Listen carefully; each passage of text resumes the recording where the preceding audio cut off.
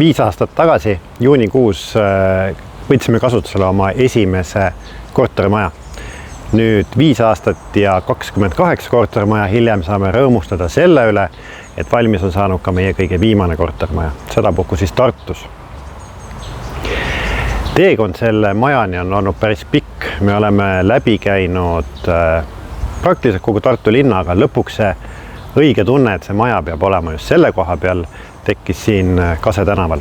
Ja see on suurepärane koht.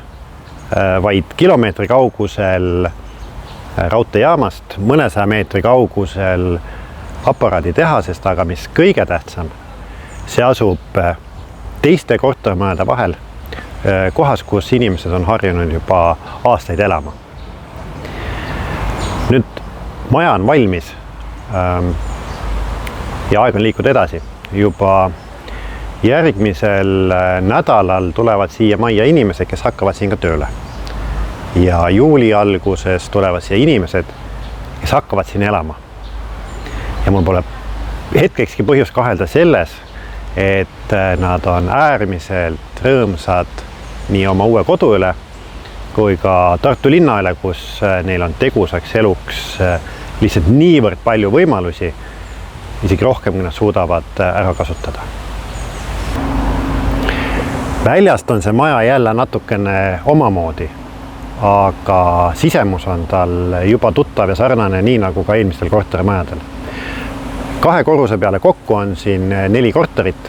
Igas korteris on 6 privaatset magamistuba, köök ja elutuba ja kõik ruumid on tänaseks juba ka sisustatud, nii et nad on täiesti valmis selleks, et 24 inimest võivad siia tulla juba kas või homsest elama.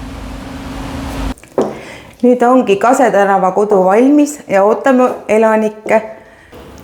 See on ühe pere köök elutuba, kus siis varsti hakkavad 6 inimest selle sama laua taga arutama maailma asjadest, räägime läbi, mis me täna teeme, mis meil põnevat ees ootab ja koos mida ette võtta. Kõik me saame nautida linnakeskkonnas pakutavaid huvitegevusi, töist elu, vaadata ka ühingutes ringi, kus meid kindlasti oodatakse. Üheskoos elame tavalist tegusat elu.